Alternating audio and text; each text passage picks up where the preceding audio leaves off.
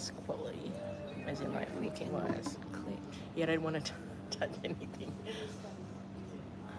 Wonder. Yeah, I'll let you. Is he walking in and standing right there, or is he? Yeah, he'll. I think. I don't know. I might maybe film that bit on the road as well. Yeah. Yeah, the lights are kind of making it, but as long as you can see. I wonder if we can.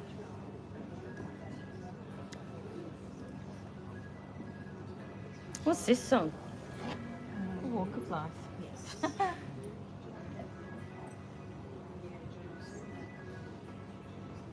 I'll just put that on.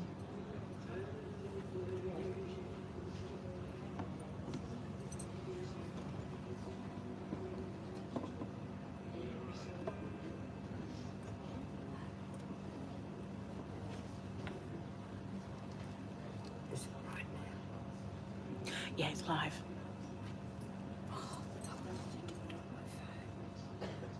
You can. Oh, I don't have another stand. Welcome, ladies and gentlemen, and thank you very much for attending the service today and offering your support to Vanessa and her family at this very sad time of the passing of Liz. One of the many things Liz loved was the bagpipes, and as it reminded her of her ancient culture in the land of Scotland, I would like to introduce Hamish Hare, who will play Amazing Grace.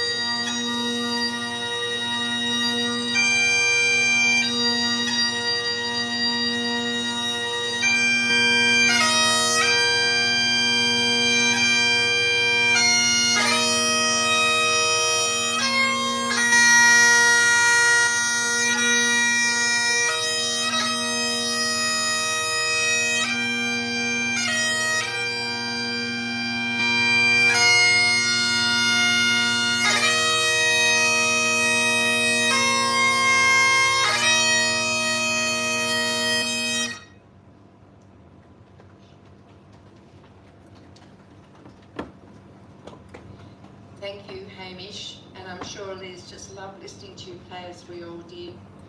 Hamish is a student at University in Melbourne, and we wish you well with your future endeavours, Hamish. Thank you. My name is Noelle Mason, and sadly I'm here again today. I was able to take the service for Damien, sadly for their dad, David, and now Liz. It's a heartbreaking time for the entire family and all her friends. So what we're going to do in just a moment is we're going to celebrate the passing of Liz at 2:06 p.m. We're going to have a minute's silence to remember her.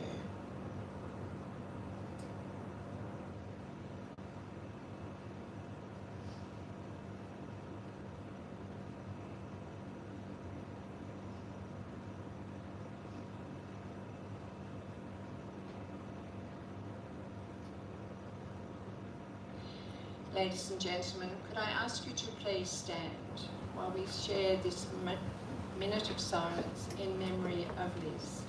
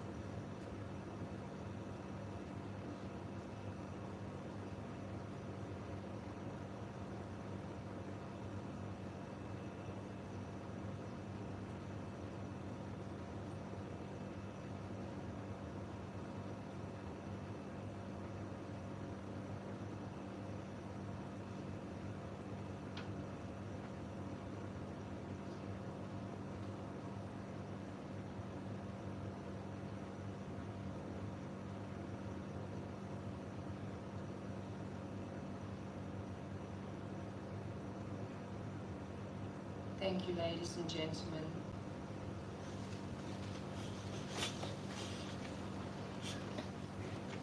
You've all received this beautiful order of service that you have there in front of you. Beautiful photos all the way along here of Liz and her lovely family, and Mia, her favourite beautiful little doggy there as well. Liz, sadly, passed on the 24th of June at 2:06, safely and lovingly held in the arms of her daughter Vanessa and her loving family by her side. Liz passed peacefully, and the family would like to honour the memory of Liz, and we have done so with a minute of silence. We can recall the many different moments of our time spent with Liz, David and Damien. This is the saddest of days as we gather to remember with much love the life of Betty May Howard, known as Liz. It is an especially difficult time for the Howard family as we recall the passing of their beloved son Damien in just July last year. No parent should ever have to endure losing their child. David, Liz and Vanessa did so with as much love and dignity as they could possibly manage.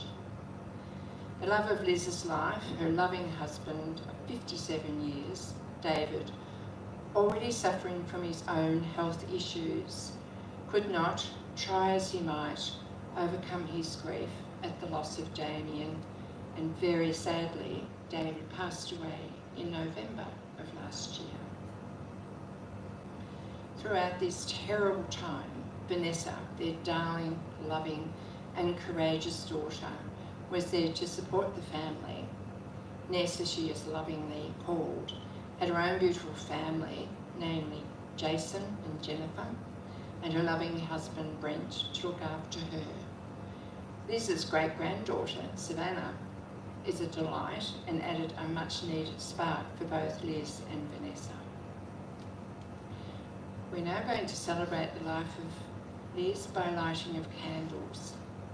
Now, the lighting of candles is a shared experience, as the light transcends all cultures and all beliefs. It is ancient in its origin, and it is reassuring to everyone. The candle is the flame of eternity, pure and constant and silent as it reflects the light of goodness surrounding us. Our memories of Liz and the life she has led will endure into eternity. The flame mirrors the delicacy and fragility of life, whilst the steady flame glows with warmth and provides comfort to Liz's family and her many friends. A reading from Damien's service was a quotation from Helen Keller. Helen Keller said, "For all those we have loved deeply, they will become part of us into eternity." I would now ask Vanessa and Brent, Jennifer and Jason to come forward, please.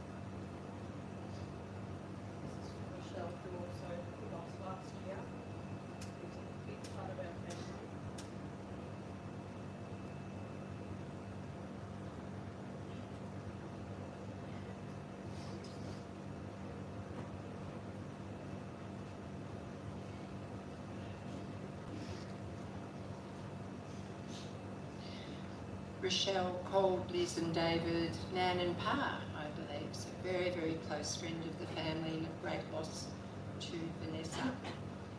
The family have especially asked for Don McPherson, Liz's baby brother, and Shirley and Davina McPherson, and Barbara and Terry to join in the lighting of the candles. So please welcome Don, Liz's little baby, not little, no,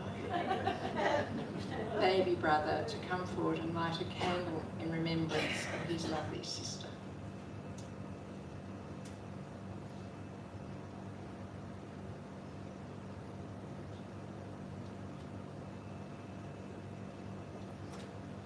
Thank you, Don. And Shirley and Davina McPherson, if they'd like to come forward, please.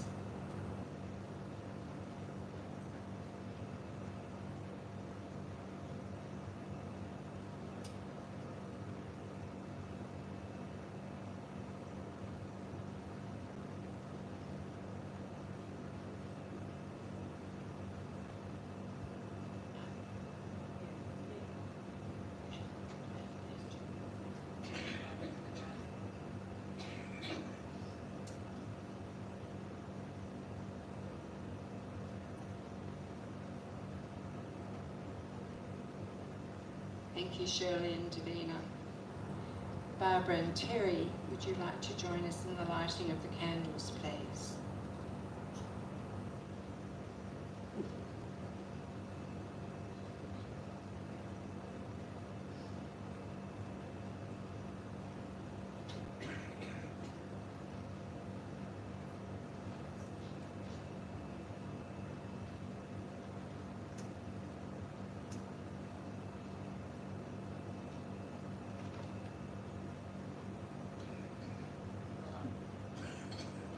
Barbara, ever practical, has sorted the lighting of this candle out.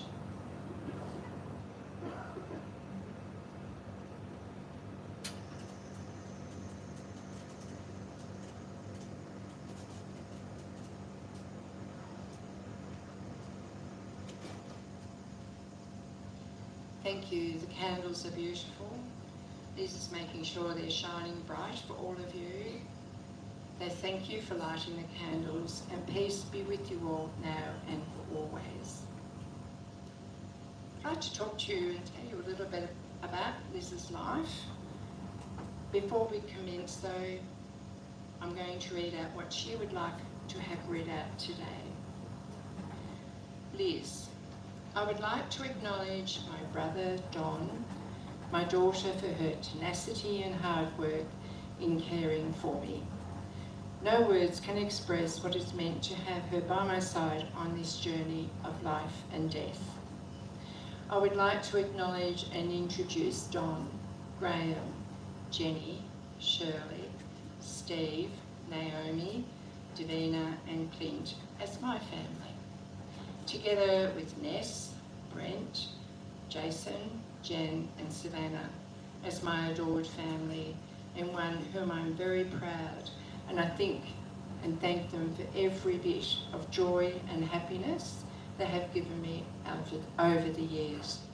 So many memories to hang on to, and of course David and Damien in all those memories. So much to be very thankful for. Now Betty May McPherson, known as Betty and/or Liz, was the third child born to Edith May and Hugh Percival McPherson, and she was born on the 27th of July 1945. Her safe arrival was at the Royal Women's Hospital in Melbourne. Edith and Hugh's firstborn was Norman, known as Norm, and he married Shirley, and they were blessed with two beautiful daughters, Naomi and Davina. Shirley was to become a great friend of Betty, and we think of you today, Shirley. They were like two peas in a pod. Wherever Norm and Shirley would travel over to Victoria to try and catch up with David and Liz. There were lots of wine later and many, many stories, in which I'm sure Shirley will have more to say later on. Sadly, Norm passed away some years ago. Their second child, Margaret Ward McPherson, sadly died at the age of 25. Margaret and Betty were best friends growing up, and I'm quite sure Norm and Margaret are there to meet their beloved sister, Betty, with open arms. Shirley's youngest and baby brother, so I have to stop calling you baby brother, and or little brother, big tall brother, Donald, lovingly called Don, he and David were to become and go on to being lifelong friends. David clearly knew how to get on Betty's good side by befriending her brother. I'm sure Don will have many stories to tell us shortly of what they got up to. Perhaps not. Maybe you need to think about those stories, Don. The family grew up in Croydon and Liz attended Nunawading High School. Liz first met David whilst yabbing in their local dam. David was returning home from school on his bike when he stopped and asked Liz if she caught anything and just what was Liz using for bait. Liz immediately thought, wow, what a spunk. Liz later found out David had a girlfriend and it appeared he was just not interested in a freckle-faced 12-year-old, much to Liz's chagrin. However, Liz persevered and continued flirting with David to her heart's content, and eventually the girlfriend faded away, and David at the time though did have a bit of a crush on Margaret. Got around a bit, that father of yours, I think. Liz's life was always full, and as a youngster Liz would sit in their willow tree along with her mother and sister Margaret and listen to this beautiful singing voice coming from the property just behind where they lived. You guessed it, it was David, who was sitting on their outside loo, singing just like an angel. Around the age of 16 or 17, David and Liz's relationship began to become more serious, and by the time they were 20, they were engaged to be married and their wedding was held when they both turned 22. Their first home was in Croydon, and it was on a double block, and it cost them $10,000. An absolute fortune in those days. Once their beautiful children arrived, Damien as their firstborn, and later Vanessa, this extra block of land became a boon for them, where they learned to ride their bikes and played endless games with their friends. It was really an idyllic time for the family. Later, the family moved to Ferntree Gully, and they paid the princely sum of $35,000 for their new home. This was to become the family home for the next 15 years. Whilst living there, the family bred German Shepherds, and Dave made a documentary for the ABC titled Never Give a Creme an Even Break, something we'd like to see a bit more of today, I think. Throughout all this time, Liz was very busy raising their beautiful children, cooking and working, attending to Damien and Vanessa's needs as they continued to grow up. Liz worked and was the manageress of a wonderful Greek restaurant called Dimitrios, where Liz worked there for 17 years, 6 days a week. Their Christmas Day celebrations were held on Christmas Eve, and for many years, as Liz was required to work on Christmas Day. Vanessa recalls spending time talking to her mother while she was either in the bathroom doing her makeup or even sitting on the loo. It's a bit of a thing in this family, sitting on loos and either singing or having conversations. Liz continued to care for her family, and it's famously remembered for the best spaghetti bolognese and her chocolate cheesecake. A great cook and always family first was her motto. Liz was a selfless, caring person who would always put others first in whatever she did. Liz had beautiful, long, thick brown hair down to her waist, is that right? Down here. For many years, and one evening when Liz and Vanessa were leaving from work, Liz was attacked, where they grabbed her beautiful long hair and pulled her head through the window. Unfortunately, they were never caught, and for Liz, this was the beginning of the end of her long, beautiful hair. Within a short time, Liz had her hair cut short and then decided to have it permed. She came home from the hairdressers and David and Vesta said, "What the hell have you done?" And they thought she looked either like a gollywog or a poodle. Charming. David, as you recall, was a beautiful singer, and both Damien and Vanessa had this wonderful gift as well. However, Liz, well, it would seem Liz didn't have the same talent and was encouraged to clap or even rattle the egg to try and keep in time. Never quite actually managed it. Liz especially loved these moments with her family and always cared for everyone as much as she could. Liz was an intelligent, hard-working and loving person who had many friends who sought her guidance over the years. Her very, very best friend is Barbara and her husband Terry. Liz always treasured your company. David had always wanted to live in the country, so in 1994 they purchased a touch of paradise and moved to acreage in Lillicurve, Talbot. Many happy times were held there. Liz was always happy to help Vanessa with their two gorgeous and loving grandchildren, Jennifer and Jason. Liz would ensure they were picked up from school every day and brought back to the farm until Ness finished work. Jennifer and Jason would often argue who was going to sit in the front seat, and I wonder that's still being repeated today, isn't it, in some cases? It was always Jason, I think, that beat Jen. Was that right, Jen? Damien encouraged his dad to become part of the 8-ball team in Talbot, and it was with a sense of pride and gratitude on Liz's part to see such a strong bond developing between her two men. Liz, a founding member, started the Maryborough Mental Health Carers Support Group 14 years and 364 days ago.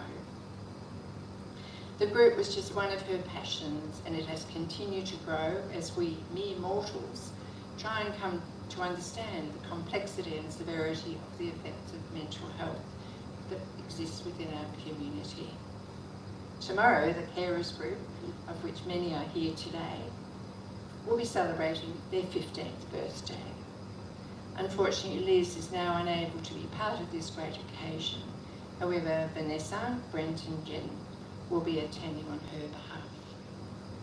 We know the carers group will honour Liz's memory and the trailblazing path Liz set about establishing the group within this vital area of need. And we thank you all for being here today. One of the first things Liz said when she found out about her illness was, "What about my carers group?"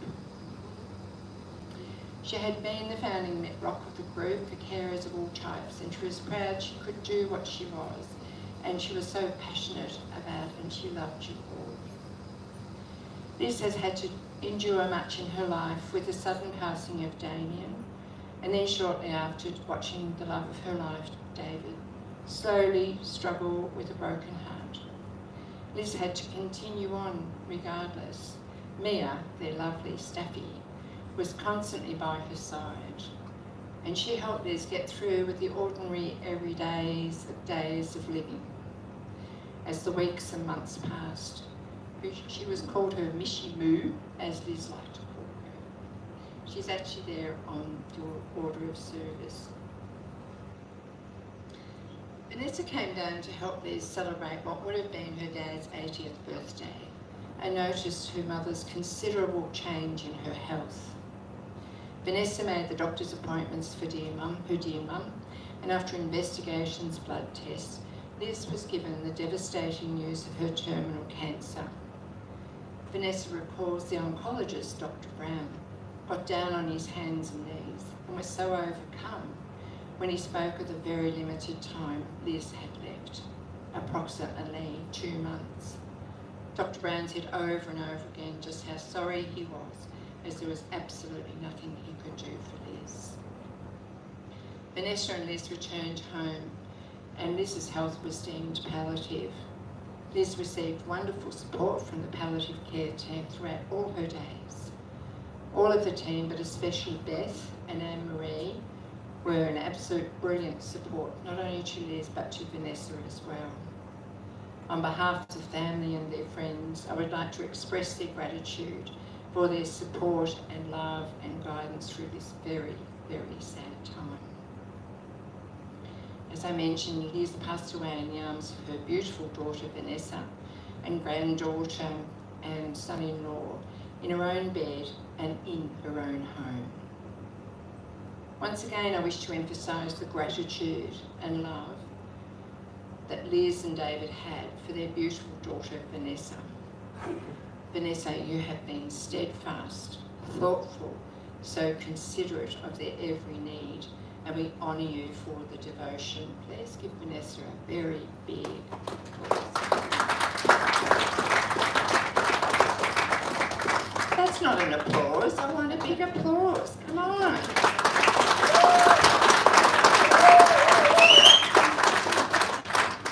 Much better. Their beautiful grandchildren, Jennifer and Jason, and of course darling Savannah, made all the difference to Liz's life. Throughout all this time, Vanessa's stalwart husband Brent was ever supportive of Vanessa and her family. Vale, Liz. I would like to call on the members of Liz's family and friends to come and tell their story of their loving mother, Nan, sister and friend. Please welcome Vanessa, Jason, Jennifer to come forward, please, and Brent.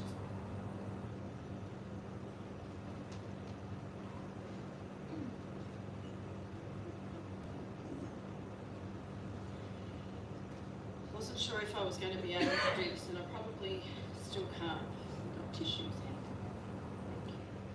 here. But I did one for my brother, and I did one for my dad. So I have to be there for my mum and do one for her as well, out of respect. So, firstly, I've written it in really big letters so I don't have to wear my glasses and fog up. 3 pages to 6, but... So firstly, I would like to start by saying my thank yous to everyone for being here today, to celebrate my mum's life and for the love and support to my family during this sad time for us all. To my kids, Jason and Jen, for all that you've done for me during this time, for being there by my side, for listening, for holding me tight when I needed it, providing unwavering support to Jen, unwavering support and to Jen for countless hours on yet another slideshow to make sure that it's perfect. You both have been my rocks and I absolutely love you dearly. Thank you to Keanu, Jen's boyfriend, for being Jen's rock throughout everything and for supporting her the way that you do, and for taking care of my fur baby granddaughter in Queensland. And to Emily, Jason's partner, for holding space for us and Jason during the time that he needed it most, and for all the videos of Savannah that always make me smile with love, because she's just so damn cute. My granddaughter Sav can't be here with us today because she's completely mobile now and will just be running amok, but she's here with us in spirit.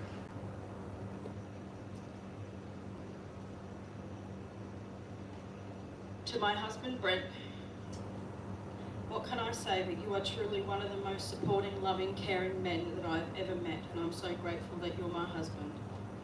Your unwavering support and care for me during this painful time has been second to none.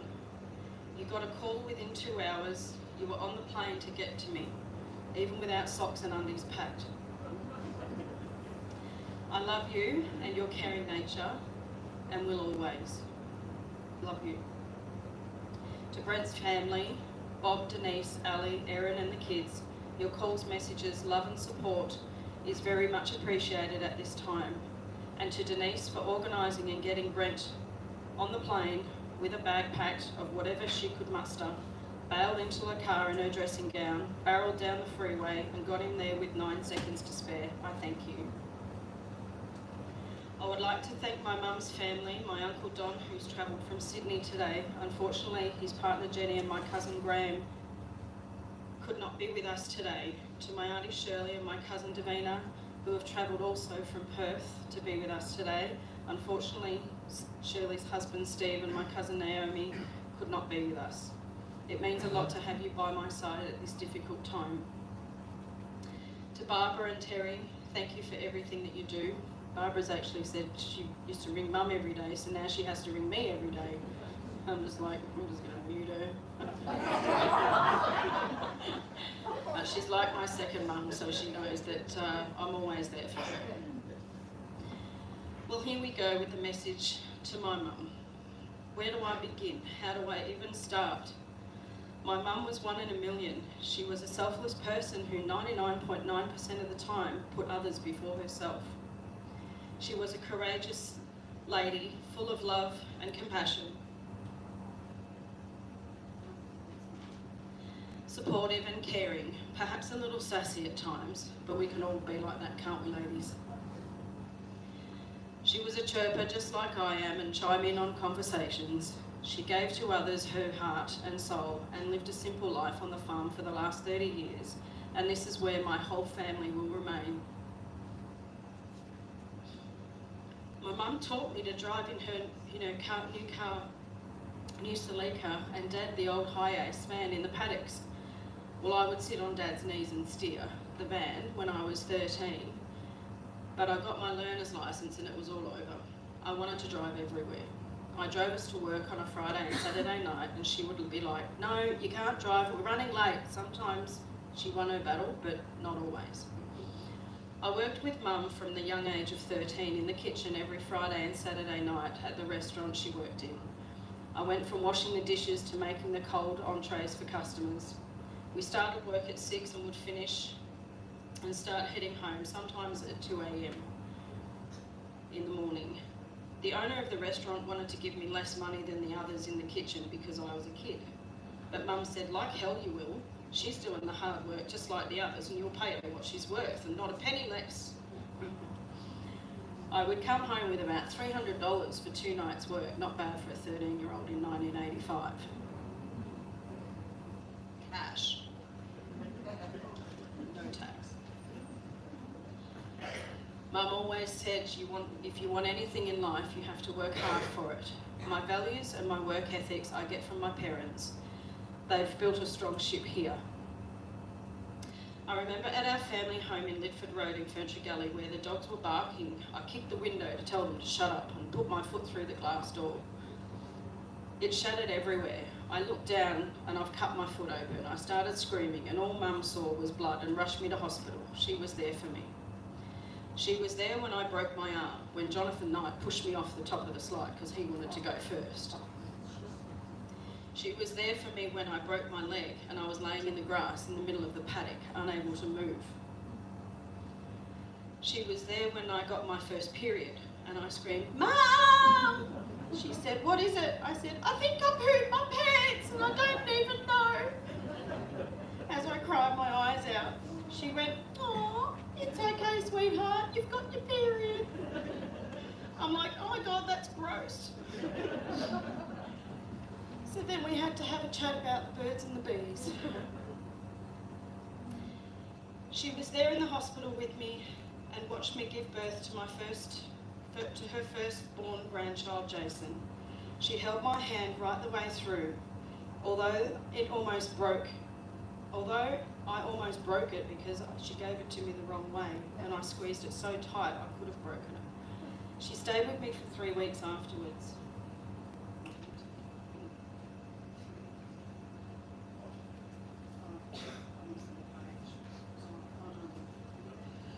So I knew what, stayed me for 3 weeks afterwards, so I knew what to do and helped me, which was so special, and I will never forget that. She was there when I was pregnant with Jennifer and she helped me build Jason's first bike. She was there to look after Jason when I had my second child, Jennifer, and helped me again afterwards because boy, oh boy, it was having 2 children different to just one. Although I was lucky with Jen, because all she did was sleep, eat and a nappy change. I even had to throw water on her face to wake her up for a photo shoot.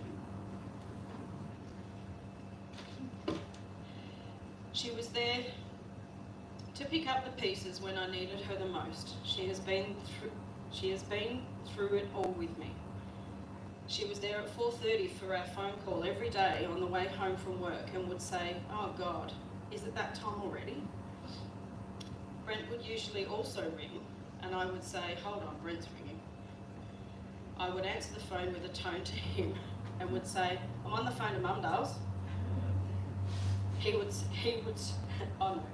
say, "I'm on the phone to Mum, Dales," and I would say, "So why do you call me when you know the rules?" He would hang up and we would get back to our conversation about whatever it is. We would speak every day about all sorts. Dad would say, "What the hell have you two got to talk about all the time for so long?" She would say, "Just stuff, David."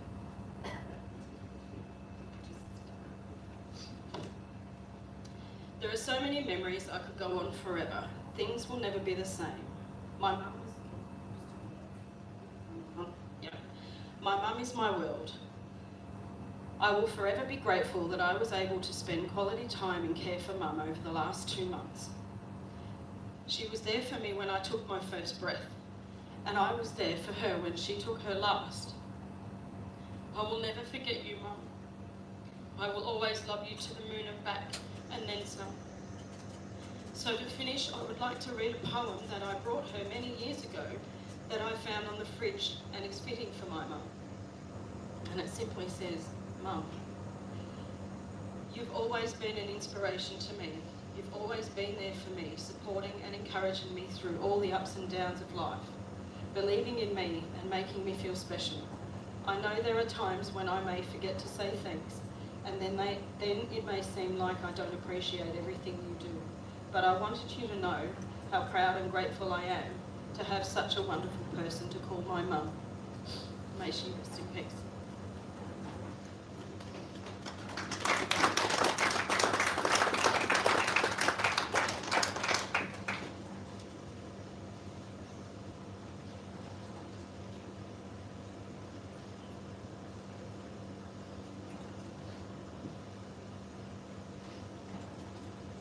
As I said before,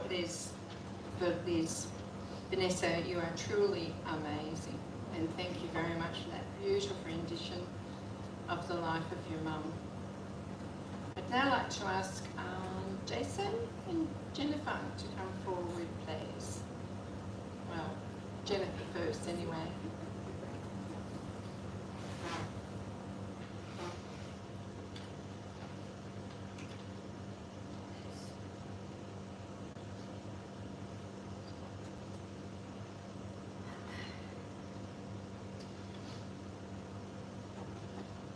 Something that keeps playing on my mind was when I was sitting with Nan, Mum and my best friend Hope, who Nan absolutely adored, while in the hospital before Nan was discharged home. It was a conversation that we had with a diabetic nurse in hospital where Nan had stated, "I am very lucky" in regards to her family. The diabetic nurse said, "It's not luck, it's not luck at all. You have designed this, you have been instrumental in this." And this was so accurate for us all to hear. Nan moulded us as a very close family to be who we are today, and I will always thank her for that. Her legacy and who she is will never be forgotten. Nan will live on in me, as painful as this is to stand here again and read, and as much as I'm really struggling to find the words, I will do my best.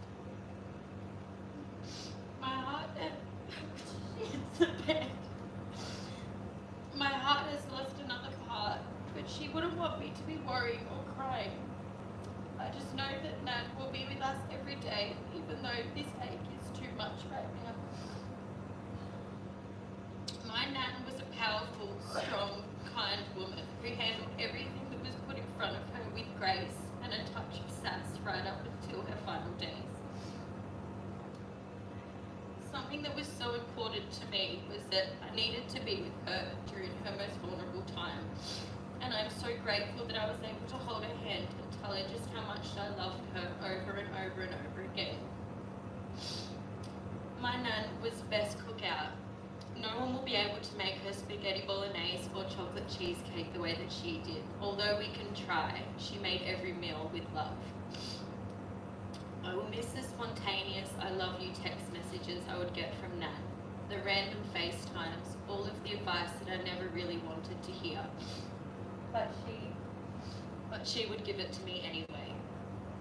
And all of the lessons of respect and life learnt along the way while I was growing up. Growing up, I would always be glued to my Nan's hip for our Friday afternoon shopping, cooking with her and yapping away about anything and everything. She would always give me her time and patience with nothing but love and understanding. My Nan was the glue for us, so this one has hit way too hard, but I will never forget the lessons she taught me and the love she gave me so freely. I promised my Nan that I would take care of Mum, and she knows that I will. My Nan absolutely adored and idolized my Mum. They were best friends. Nan would always text me and tell me how beautiful Mum is. One of the last text messages Nan sent me was, I have Miss Nurse Ness here who looks after me even when she's working. She's such a beautiful soul. Just know, Mum, how much she adored you, and just because she isn't physically here with us today, and I know that this hurts immensely, it doesn't mean that she isn't here. Because I can still feel her presence. This doesn't feel real at all, but Nan wouldn't want us to be sad for too long. She would say, oh my darling, I lovey you, just live your life.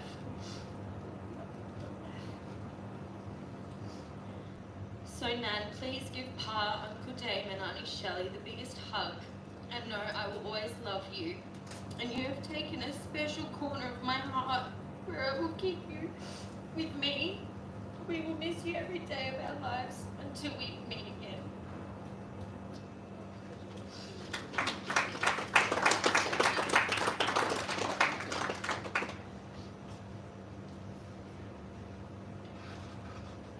Lovely, Jen. Just lovely. I'd now like to call on Liz's big baby brother, Don, to come forward and say some words, please. Please make Don very welcome.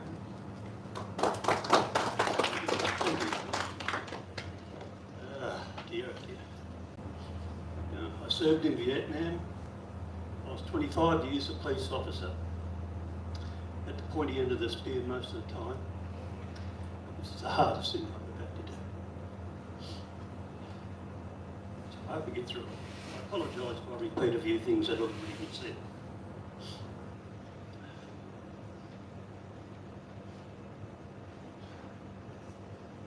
It's with a heavy, broken heart that we've gathered here today.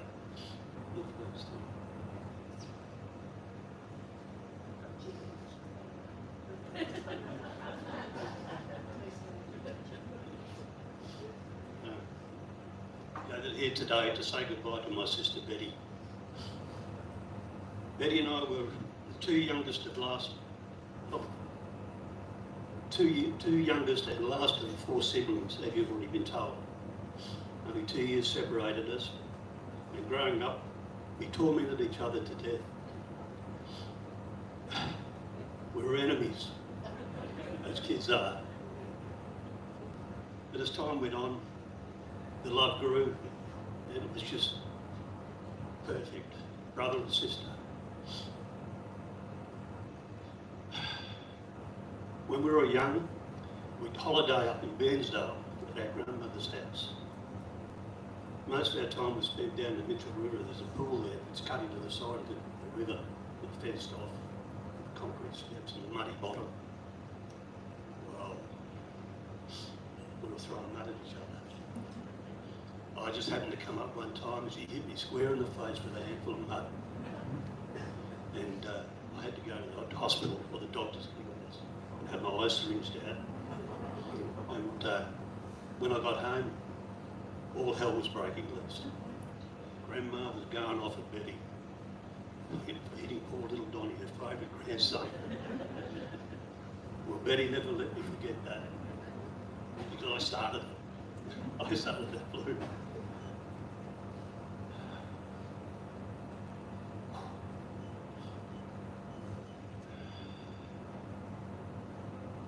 I also remember fondly, as was mentioned, Betty's beautiful long hair.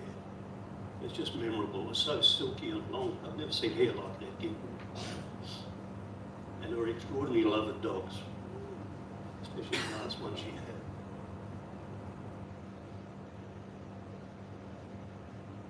One time I recall going to Betty's place up in Ferntree Gully with my new wife, Jenny. Well, when Betty met Jenny, she welcomed her into the family as if she'd been there forever. That's the way she was. Always loving and giving, a woman of grace, strength and unwavering love. She cherished the family beyond anything else. She was the glue that held them together, the one they all turned to in times of need and advice. One who always told you the truth, whether you wanted to hear it or not. And she never let us forget the value of family, the importance of family, and standing by each other. She was more than just family, she was my confidant, and she was my friend.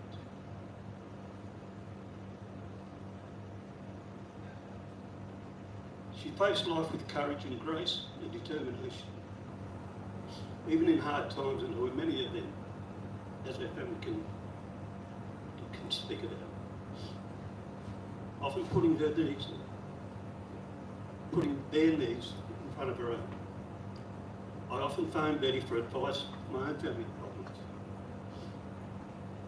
and issues, as we all have in our lives. And she always gave me the truth and solid advice that I needed at that time. That was her nature, selfless, kind and full of heart. God, I'm shaking myself. I believe Betty's courage and strength came from the women in our family, from our grandmother, who was tough and resilient and strong. She raised 13 children. Our mother, and through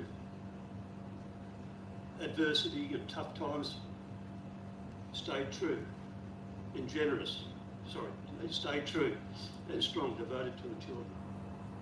And then came Betty. I don't know why I don't call her Liz, but I think we grew up with Betty and that's the way we stuck with her. Same with my brother. Refused to call her Liz. I witnessed Betty's daughter, Vanessa. I'm sorry. I got my nose.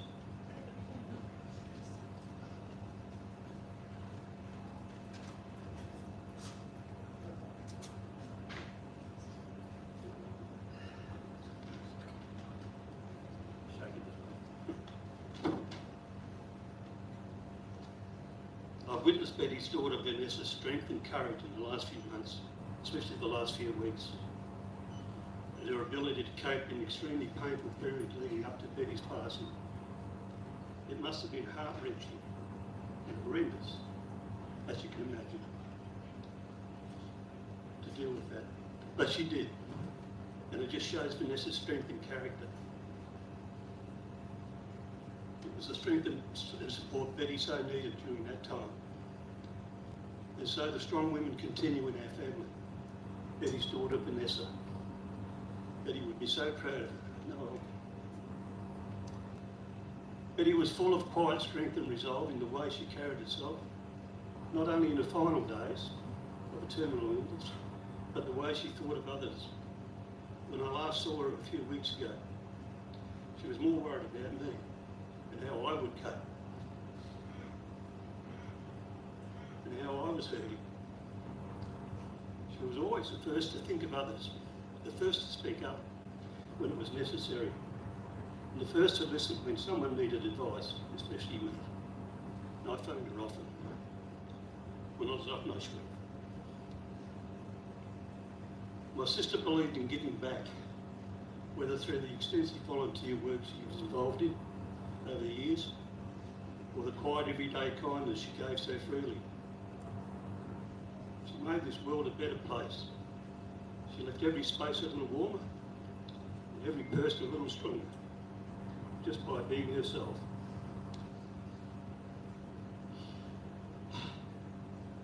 What I will miss most of all is her presence.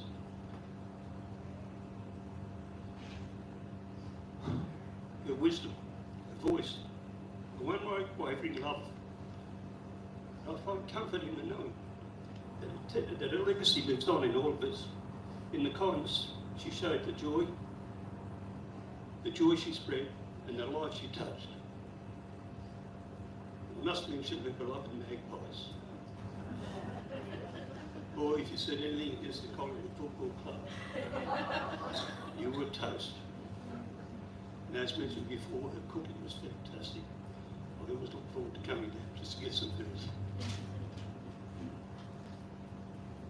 And so it is with a heavy heart to say goodbye, not just to my sibling, but to the last piece of a bond that shaped who I am.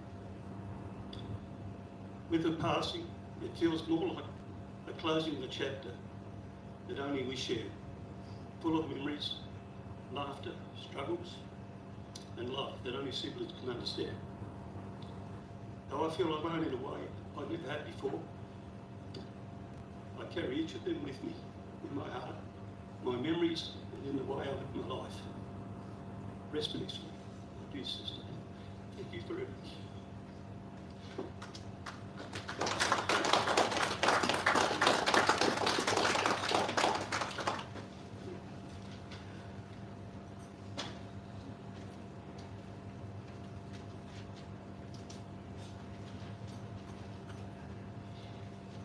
I think Betty would be very, very proud of you, and those words were absolutely lovely, expressed with a very sincere heart, and it demonstrates what the love can do within a family.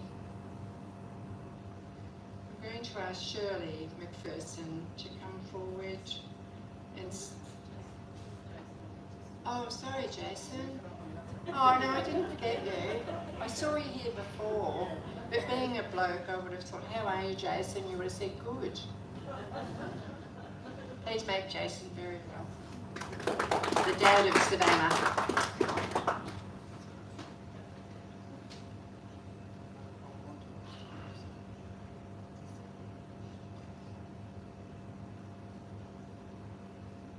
As we all know, there's so many memories and everything you could say about my nan.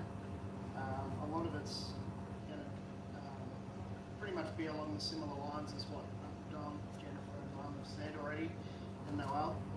I don't know how to start. I've tried to write something about 10 to 15 times over the last 12 hours, and I've always just cancelled it and got rid of it and started again. And I decided I'd just come up here and speak from the heart about Nan, and just how special she was. As Donnie and Mum and everyone has said, she had her opinion when you didn't want it a lot of the time, but I honestly would never ever give that back, because it shaped how our family is, how loving everyone is, and it just shows how real she is to the people that she meets. Nan's love was never ending. She loved so many different people for so many different reasons, and she never ever gave up. And that was just one of the many, many things that I loved so much about my nan. Yeah. I'm going to keep it short and sweet so as we can get on with the next ones, but I just want to say, Nan, I love you forever and ever.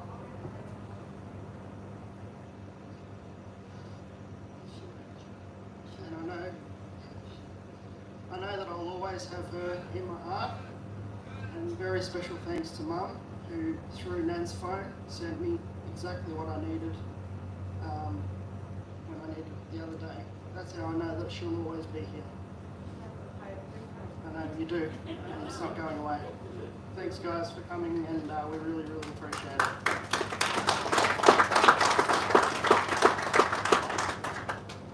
Well done, Jason. Now I'm going to call on Shirley McPherson to come forward, please, with Davina. Please make them very welcome.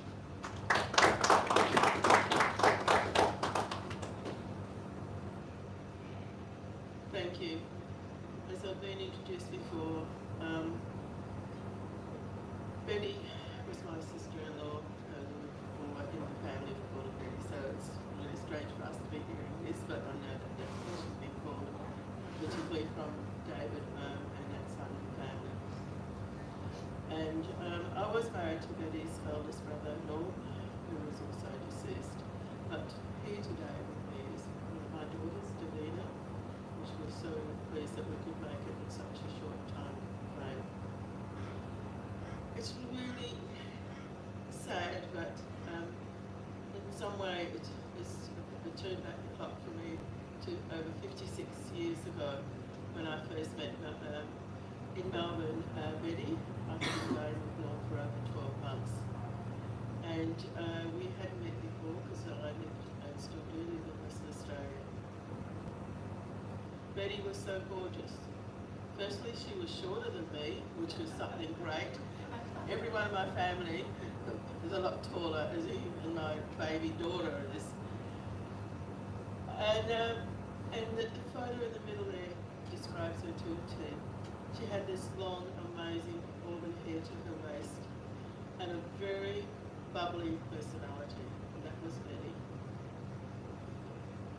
Betty and I instantly clicked and were very close for the rest of her life. Betty was not only my sister-in-law, she was also my big sister that I didn't have. Betty was everything that you'd really love to have had as a family member. Loving, kind, totally direct, and fiercely protective of her family and friends. I'm going to tell you a short snippet that many may not have known about. After I became engaged, I wanted the wedding in the summer months. However, Betty decided to fall pregnant, and she was pregnant with Damien, so we had to wait. So we calculated an extra 3 months after Damien was born and changed our wedding to the following August. It ended up being on my mother's birthday. Wedding occurred, Betty flew over a few days before and spent a lot of time with both Norm and myself, and was flying home straight after the wedding on the midnight flight. She had such a good time that she lost track of time and missed her flight. So, where was she going to stay? As we rushed her to the airport, and we had to think fast. So, she came with us back to our house and stayed the first night of our honeymoon with us.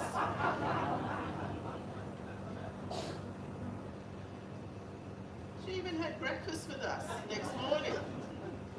Then we took her later to the airport to make sure she flew back home to Melbourne. Who can brag that you spent the first night of a honeymoon with your brother and your new sister-in-law? Only Betty. Goodbye for now, my love, and loving mum to Vanessa and Damien deceased. Grandmother to Jason and Jennifer, great-grandmother to Savannah, auntie to Naomi, Davina and Graham Persons, loving sister to her baby brother, Don, Norm and Margaret deceased. We'll think of you happily joining David and Damien.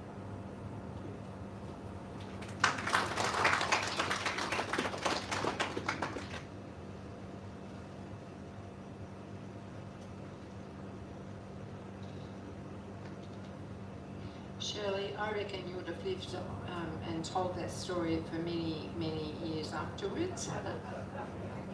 And never let her forget it. Thank you very much for that. Thank you for coming all the way from Perth to be here today. Now Barbara and Terry Clark coming up to speak. Barbara's one of Betty or Liz, both.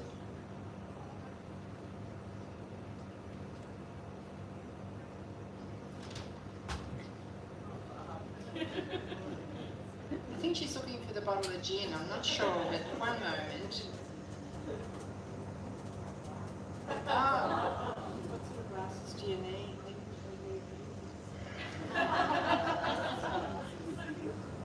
So for short or long? Oh, you got it. Oh, good.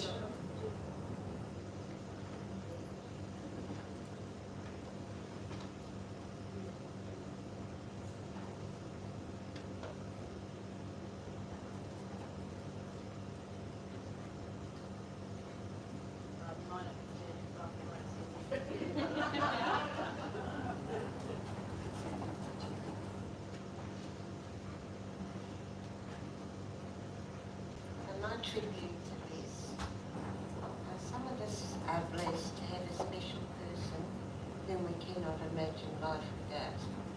Someone whose care and concern are known and felt, even sometimes from a distance. Someone whose love and friendship are always given as gifts that we treasure every step, every breath, every heartbeat. I am so blessed, Liz, that you were that person to me. When I think about friendship, I realise it is one of the things I cherish most in my life. It is hard to put into words to thank you with enough meaning for all the times you have listened instead of telling, for giving instead of taking, for asking rather than demanding, well, sometimes. I never took you for granted, which meant I always had a friend who understood where I've been, where I wanted to go, and accepted who I am without judgment. Today, as I think of you, I realise just how special you were to me and how you made such a huge difference in my life. Your words were always kind, your heart was always thoughtful, your actions were always gentle, your laughter was always engaging. I am always reminded of good times, the fun times, the outrageous times, and I remember the trouble we got ourselves into and out of quite often. Your wisdom and strength, matched only by you, fun and hilarity helped us through many years. And over those years, our friendship only got stronger, our bond everlasting. One of the most beautiful things about our friendship is how it lasted over 50 years. Through all the changes to our lives, our families, our hopes, our dreams, there was and is always a special connection. I realised that we had experienced a lot together. We listened to each other's frustrations, comforted each other's sorrows, and encouraged each other's hopes and dreams. Thank you, Liz, for it all. My special, cherished, and forever bestie. Love you, Liz.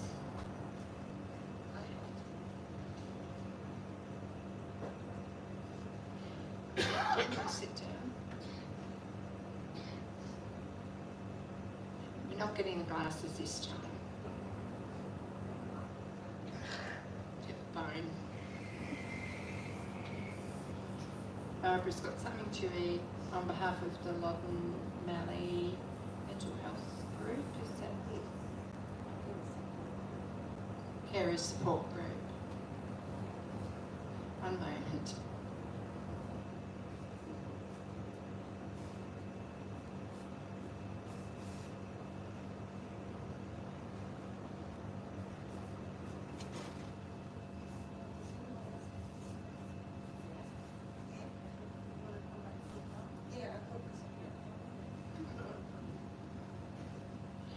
We have Catherine Howard-Jones is going to speak. Please make Catherine very welcome.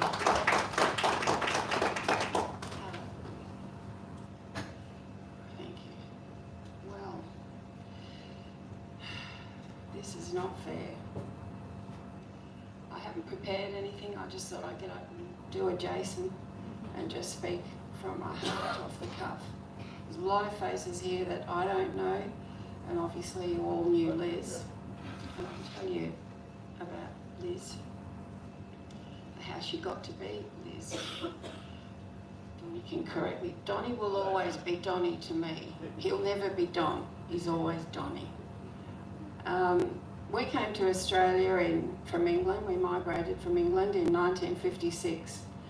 We arrived here in, I think it was January, Roy.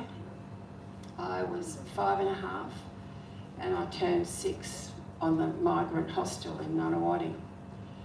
So we were in the prison camp, as my father used to call it, for only about 6 or 7 months, I think it was. And then we left there and our parents bought a caravan and a block of land in Vermont, which is actually where we all grew up. And at the back over the back fence was where Liz Betty, as lots of you know her as, lived. There's a few things. Vanessa mentioned something that I was thinking of at what a godly hour this morning. I thought, no, I can't say that. But she said it first, so I'm going to tell you. It's just one little story that I'll enlighten you in. But and speaking about people sitting on toilets in our family, it's what everybody does. But we had an outside dunny, and I've told this story at my brother's last days here at this funeral, wake, whatever we're calling these things. He used to tell me stories, David, and I was, again, remember, I was only 6.5, about Bum Bum Drum Drum, and they were horrific.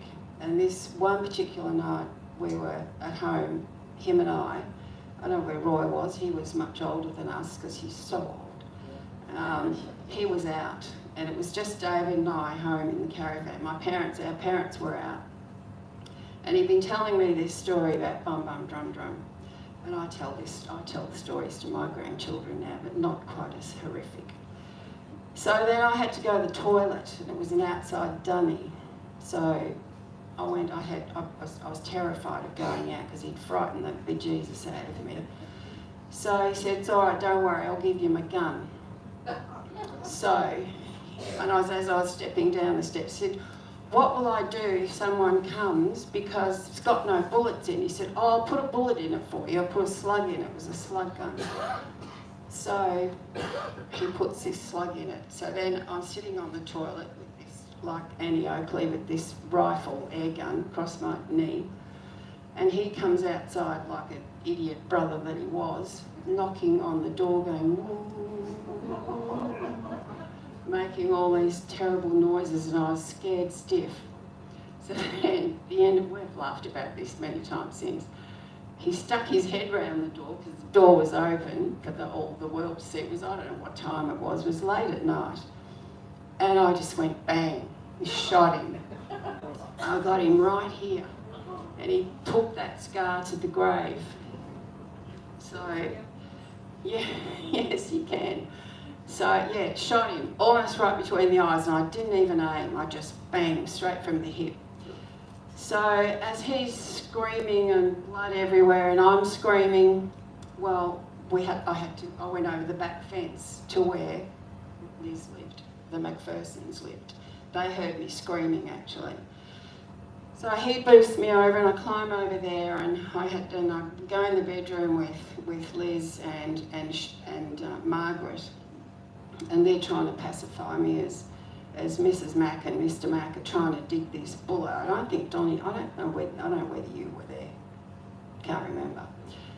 They were trying to get this bullet out of his nose. Couldn't do it, so I ended up having to take him to hospital. We had no phones in those days, so I couldn't ring our parents.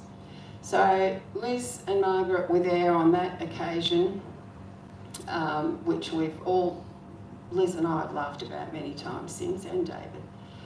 And the other time, which is what I wasn't going to tell you, but Vanessa mentioned it first, is about periods.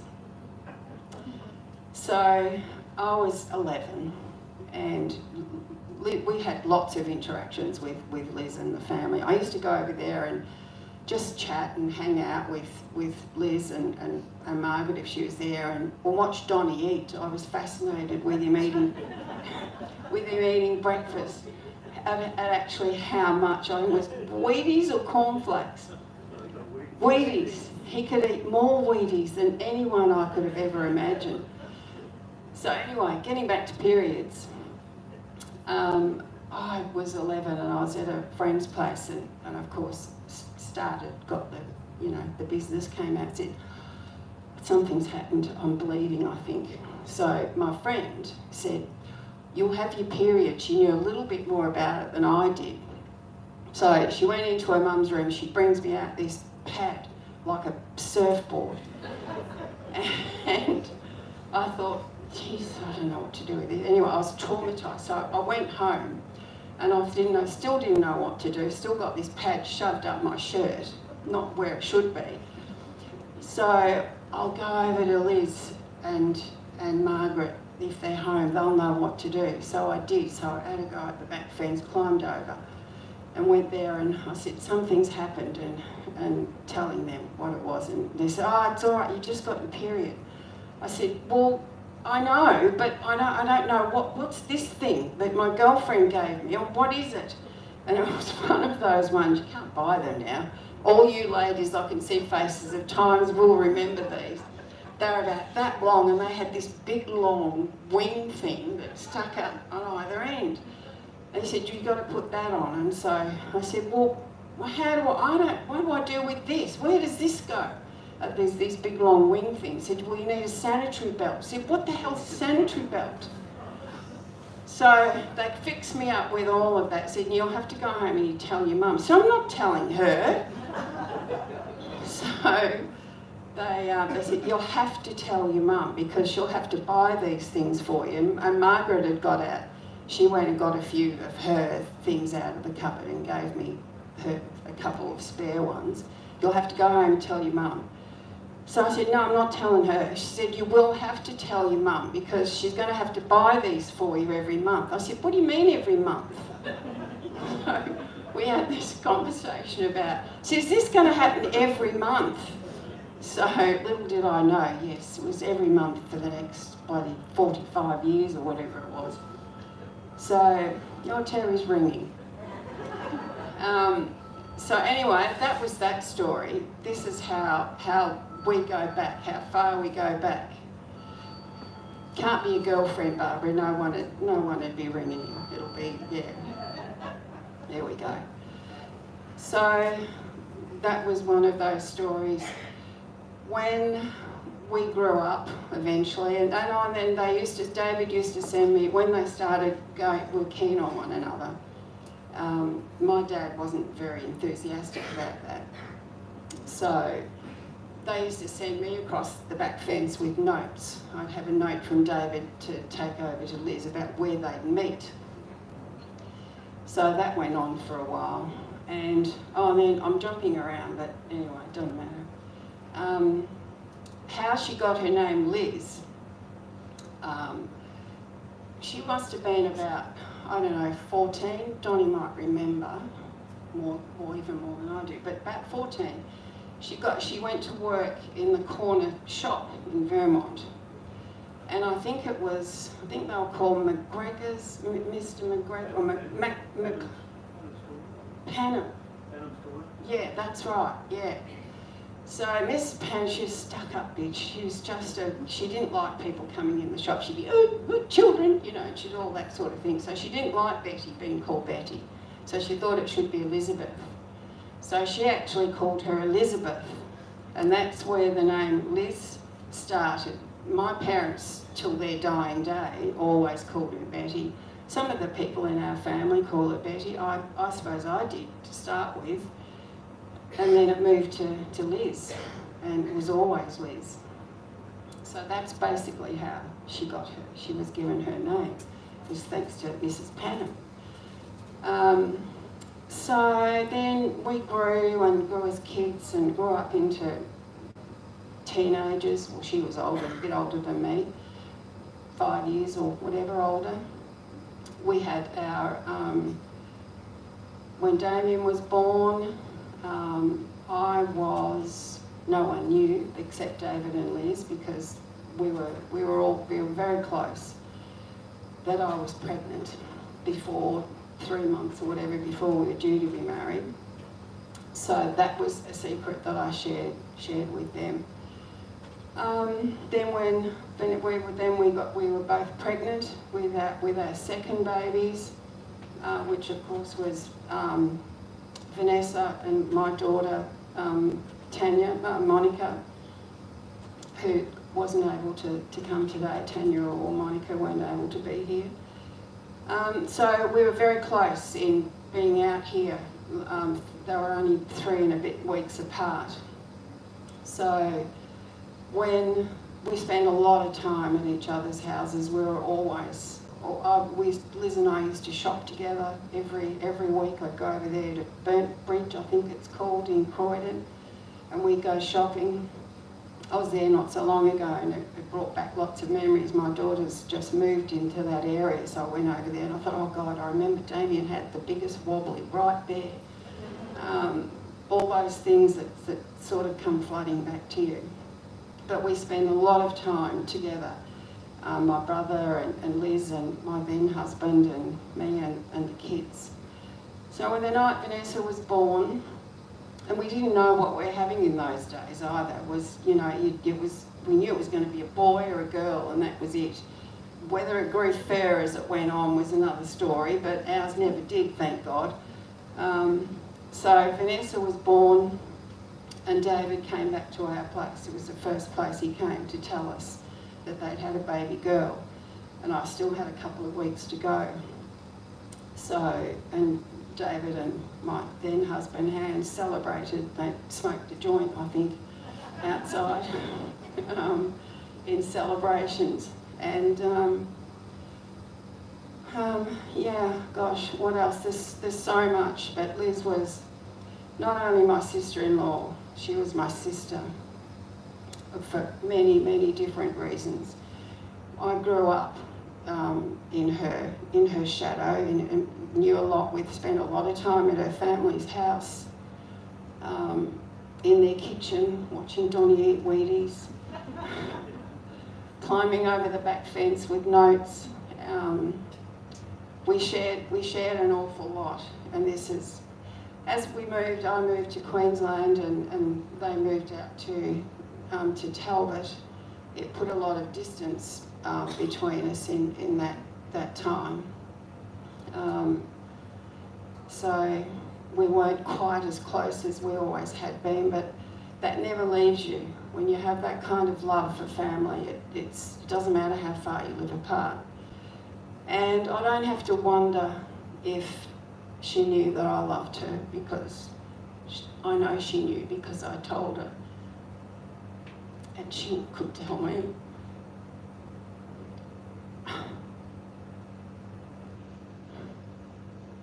We were more than just sisters-in-law. She was my sister.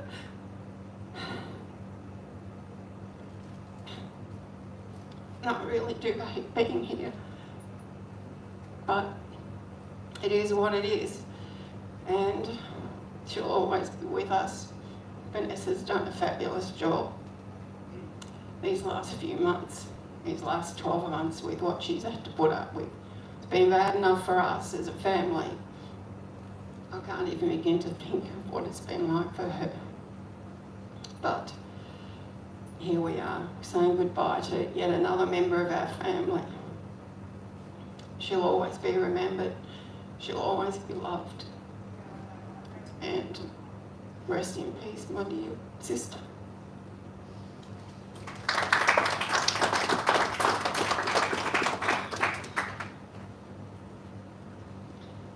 Thank you very much for those lovely words.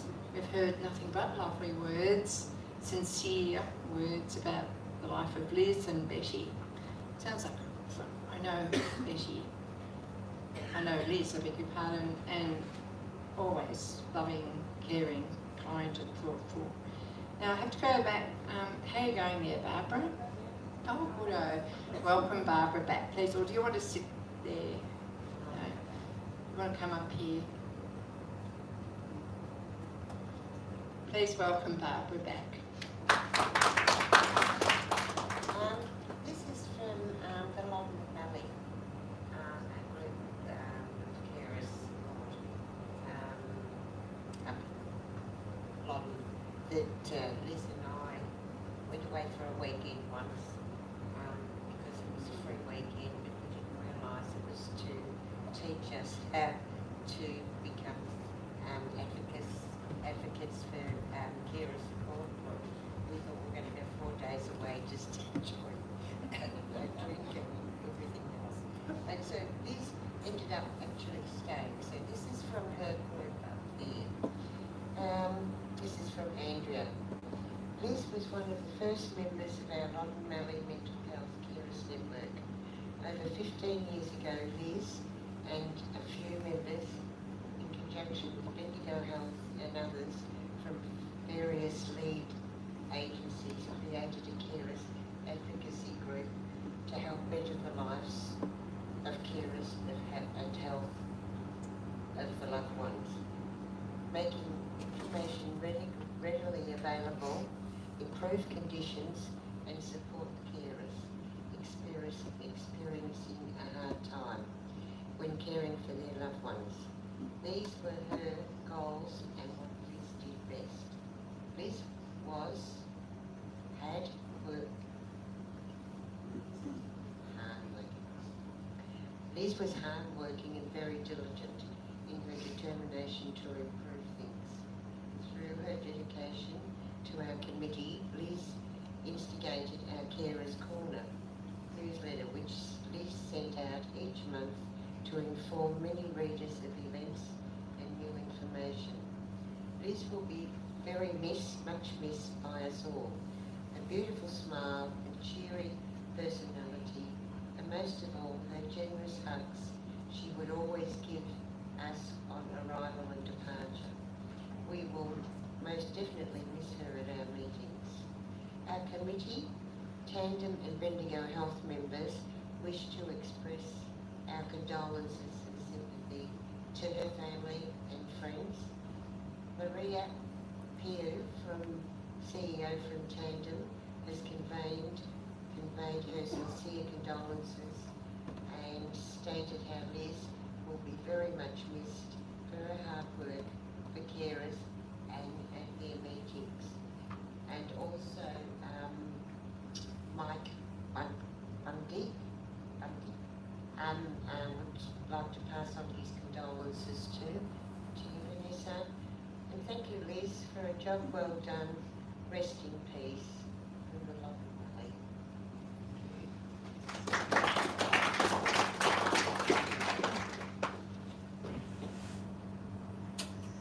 In a moment, ladies, we're going to have a look at the beautiful photos of Liz, Betty over the years. But before we do that, would you all like to just have a stand and a bit of a wriggle?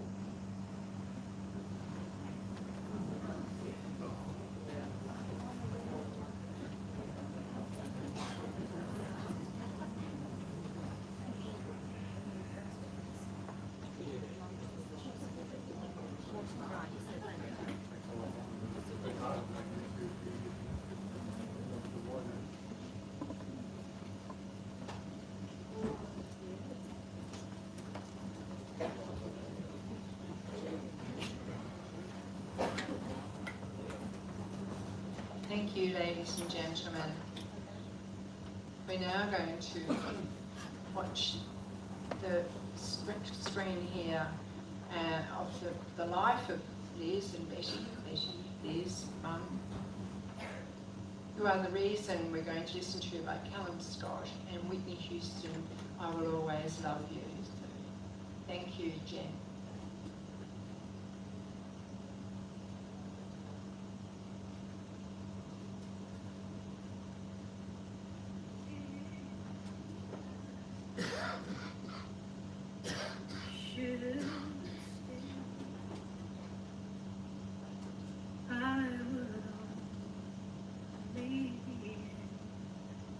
Your way.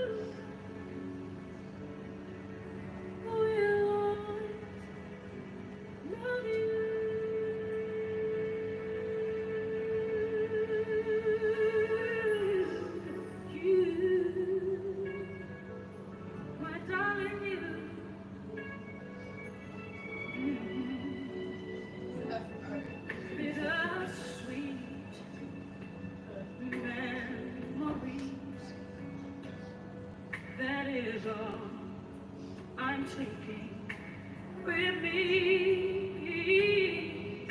So goodbye, please don't cry. We both know I'm not what you need. And I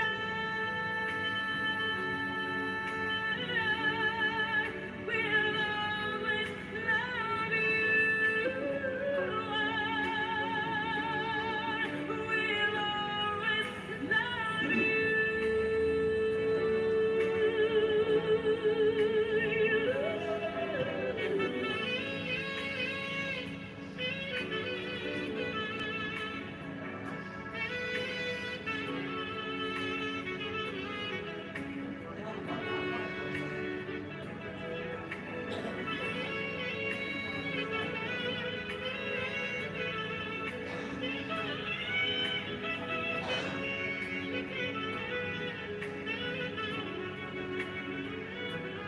I hope life treats you kind, and I hope you have all you dreamed of,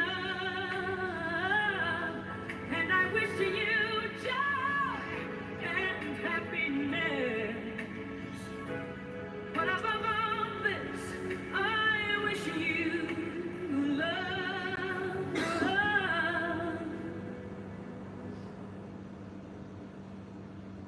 And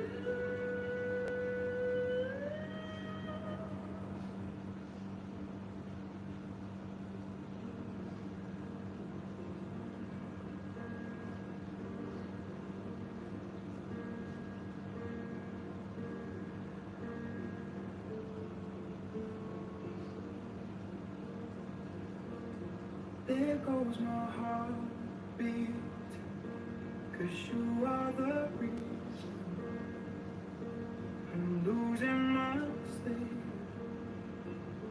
Please come back now. There goes my mind racing, and you are the reason that I'm still breathing. I'm hopeless now. I climb every mountain, swim every ocean, just to be with you, fix what I broken. Oh, 'cause I need you to see you are the reason.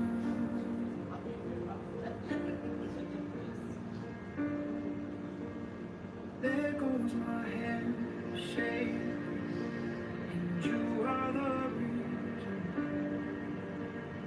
My heart keeps bleeding. I need you now. If I could turn back the clock, I'd make sure that I defeated the dark and spend every hour of every day keeping you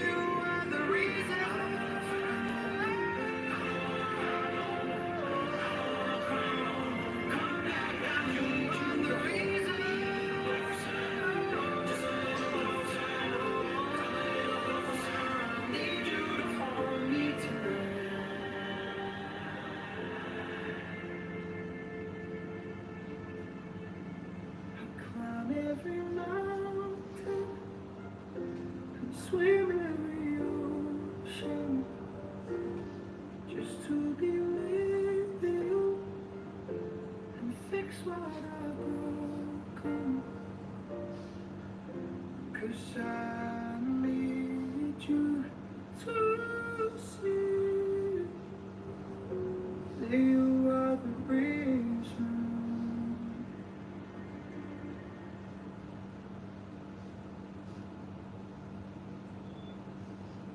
Early morning,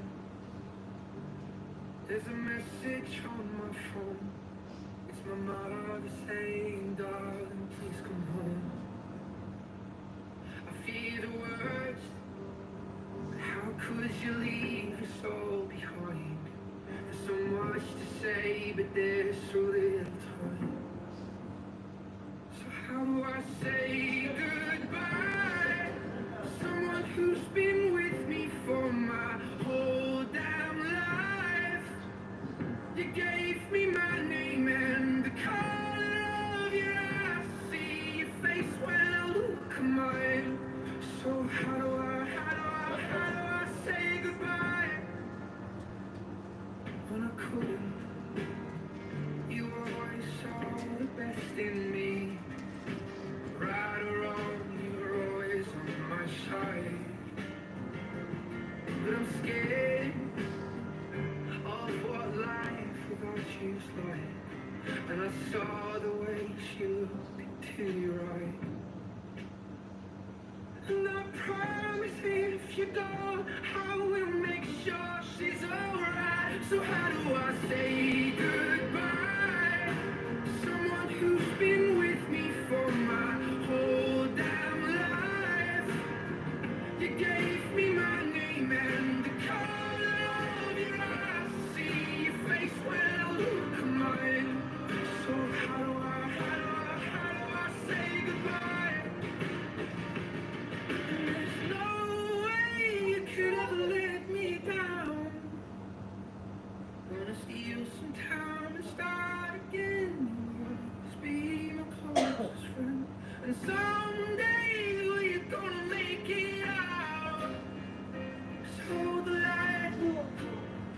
Just hold the light high, high. So how do I say goodbye to someone who's been with me for my whole damn life?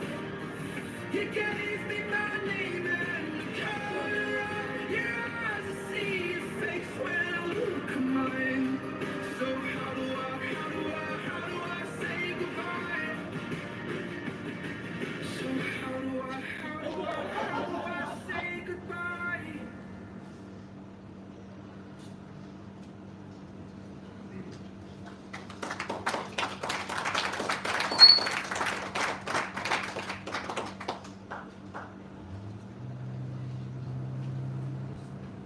Such fabulous photos, many memories of Liz, Betty, well lived, well liked, and most of all, loved by many. Vanessa has a poem that she's chosen I read to you, and it's titled, Look for Me in the Rainbows. It is time for me to go now, I won't say goodbye. Look for me in rainbows, way up in the sky. In the morning, sunrise, when all the world is new, just look for me and love me as I know I loved you, as you know I loved you. Time for me to go now, I won't say goodbye. Look for me in the rainbows, high up in the sky. In the evening sunset, when the world is through, just look for me and love me, and I'll be close to you. It won't be forever, the day will come, and then my loving arms will hold you when we meet again. Time for us to part now. We won't say goodbye. Look for me in rainbows shining in the sky. Every waking moment and all your life through, just look for me and love me as you know I loved you. Just wish me near you and I'll be there for you and with you.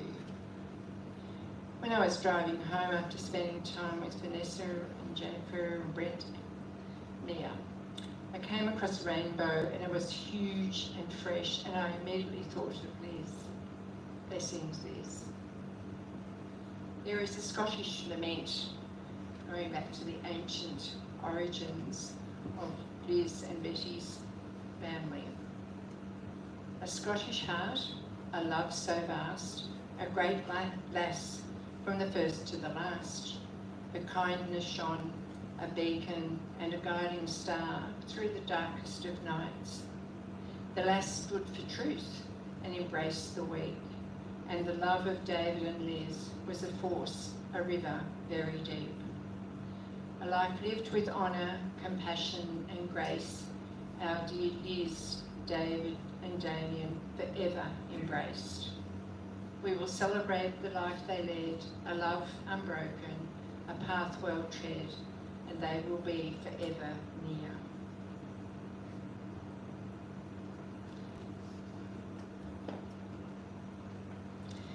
Ladies and gentlemen, this almost concludes the memorial service and celebration of the life of Liz Betty. The family would like to invite you to share in refreshments, and would you please make sure that you've written in their beautiful book over there, the Book of Memories. Before I conclude, please make sure that we have Vanessa and Brent and Jennifer and Jason and Donnie, I didn't know it was Donnie, and their lovely friends in our memories and our thoughts. And remember, this is it's been a very sad, poignant time in their life, and anything that you can do to help and support them will be most welcome.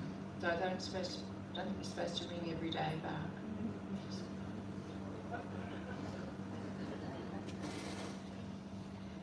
so we're going to listen once again to the lovely sound of the bagpipe and welcome Hamish Hare back to play The Flower of Scotland, followed by The Love of This Life, David Howard singing My Way. Please make Hamish welcome once again.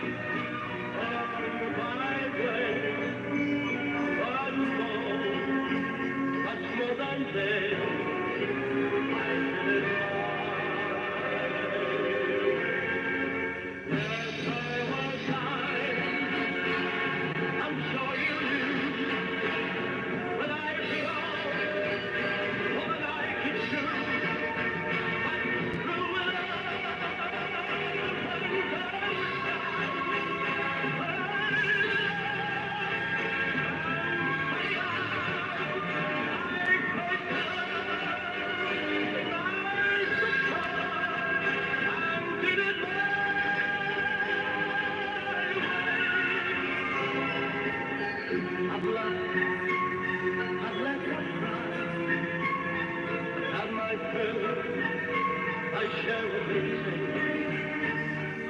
And now, as tears subside, I find it all so insane. The pain, all is all right, and may I say, not in the skyway. Oh no, not me. I live my for what is a man? What has he got? If not himself, like he has not. Say the same, to the same. I love the world, I want to live.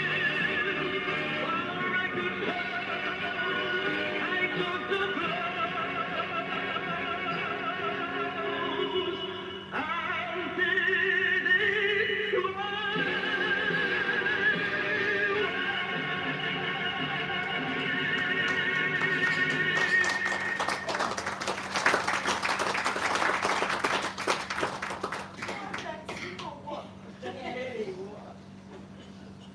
Beautiful, beautiful. Listening to David sing his heart out, but I don't think he was sitting on the loo at the time he was recording that. I'm not sure. Might have been. Sorry? Yes, I could hear the orchestra. It's absolutely beautiful.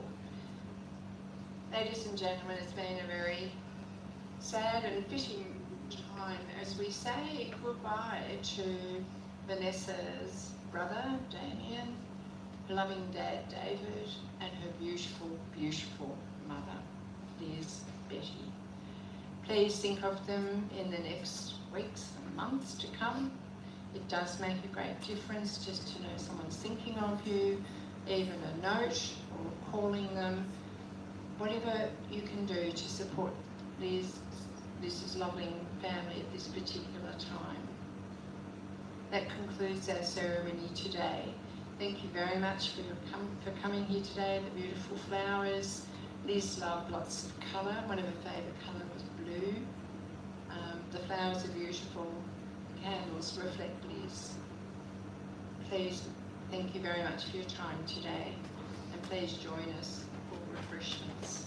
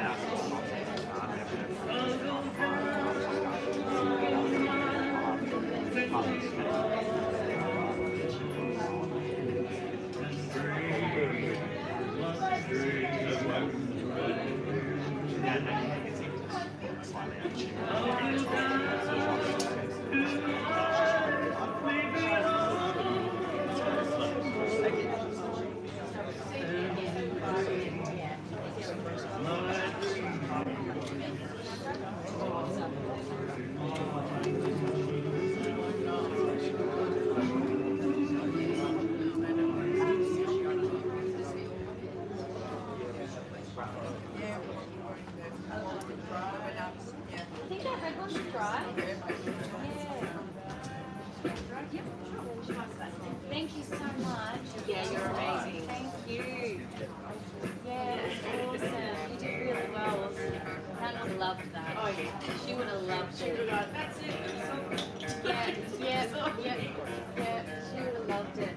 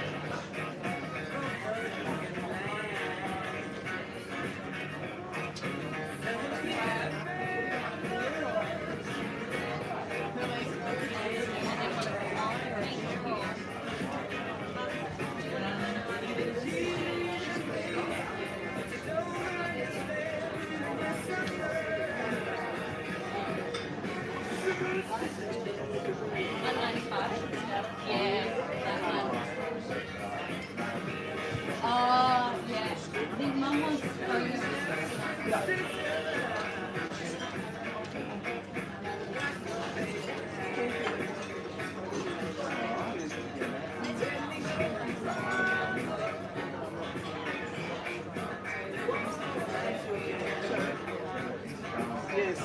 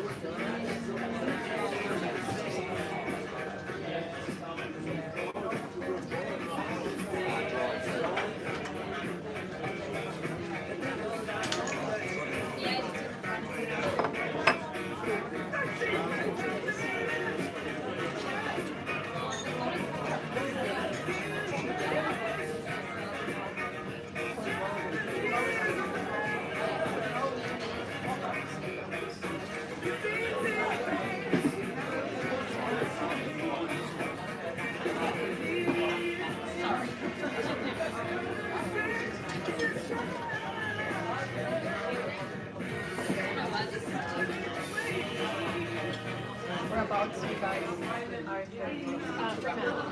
Well, in South Korea.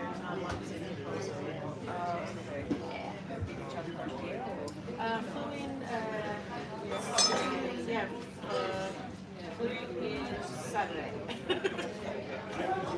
Flew in Saturday. Going the wrong way. Yesterday morning. Yeah, and then yesterday morning. Your guys' stay? Yes, definitely. I'll travel like 7 tomorrow, and then go a few days.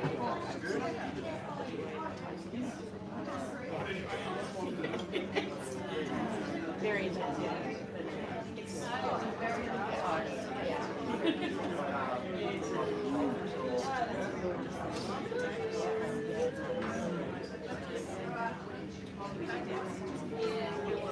Yeah, proper.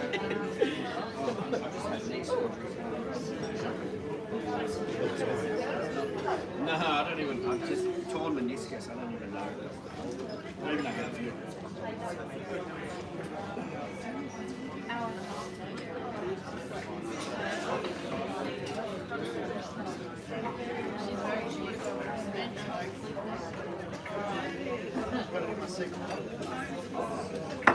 How old is she? She's running around. She's crawling around. She's running around. Just leave my drink there.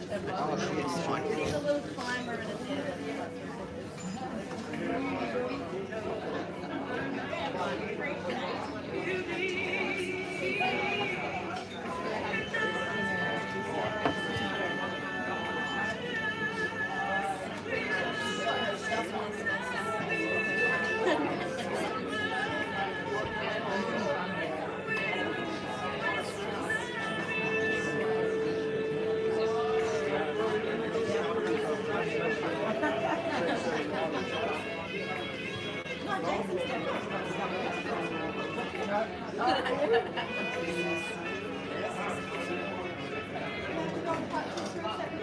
Oh, just only for a couple of. I've just been on the couch most of the time,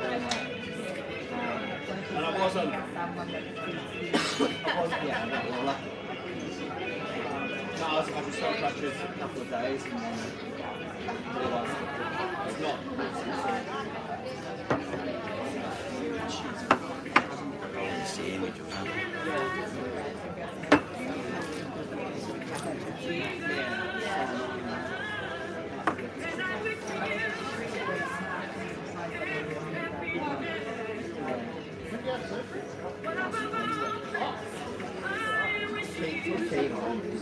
Yeah, but I had an ACL surgery like 18 years ago.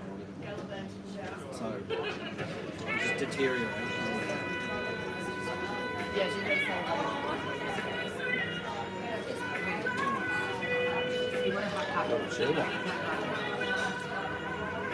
I'm not going to transfer the dog fucking $100 because that's probably what it was for.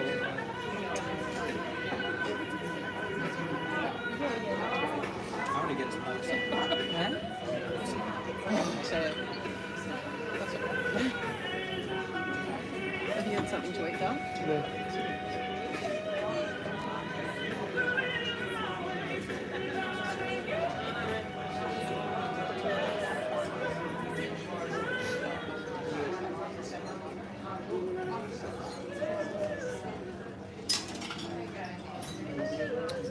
How are you, mate? How are you getting on? Not too bad. How are you? How's work? Well, that been actually got about Bendigo last week. So, Oh, really? yeah, fair bit of the week at the conference. So, But you're based 9 times out of 10. yeah, mainly. Yeah. Well, takes looking good. Yeah, it's coming Out along. there now. Oh well, we're in and It'll never be finished, I taking guess. the pressure off a bit. Yeah. With not having to be. The trouble is, Warren ends up everything bloody needs doing. What to do? But anyway, it is what it is. Yeah, what can you? You've got to do it. No, that's right. That's right. So yeah, just eat the elephant one bite at a time. That's what we're trying to do. Like he's living his life, isn't he? Yeah. Treat the bloody house like a hotel as well. It's about to. And he bought a boat, I see. Yeah, I saw Bought a boat. And I can't criticise him because he works. Good on him. That's right. He works hard. Yeah, He does extra good on shifts, him. every time, every chance. Yeah, what else are you going to do? But he's a bit he's just completely oblivious to the fact that he comes home and just uses the toilet and shower and the house and doesn't, drive a bit crazy. Not clean downstairs.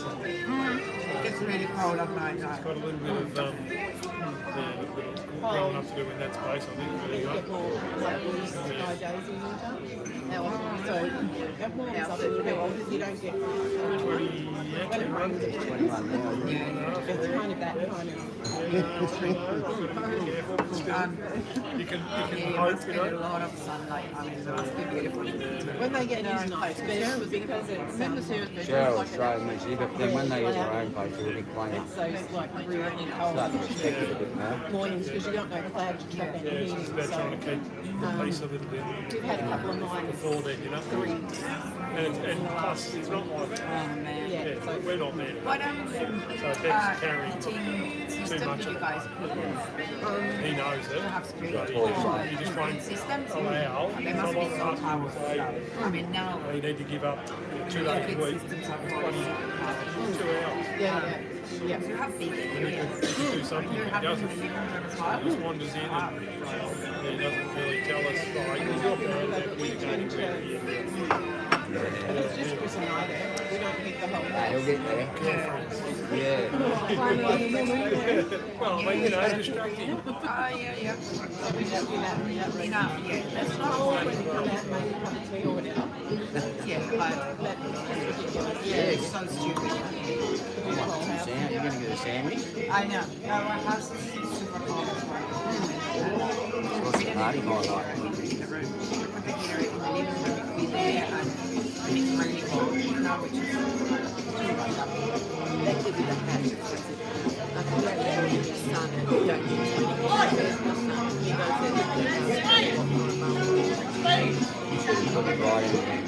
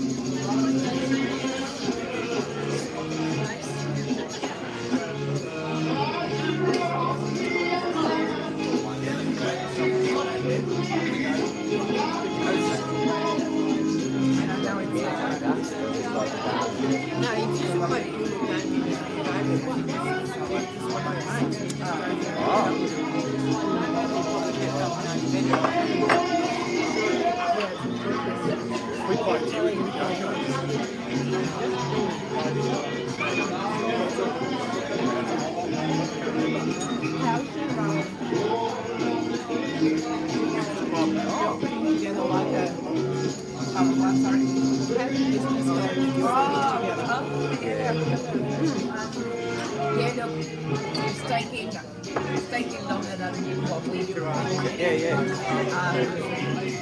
But it's getting there. We had a meeting with the council, kind of like to see, kind of like to have a little bit of validation and see if in the future we could. It's all right. No, you didn't want to put that. And we wanted to see as well that they were doing something similar. Yeah. We had a meeting with them. They kind of like gave us a little bit of not guidance, but they say, look, financial support or whatever, or even partnering with the council.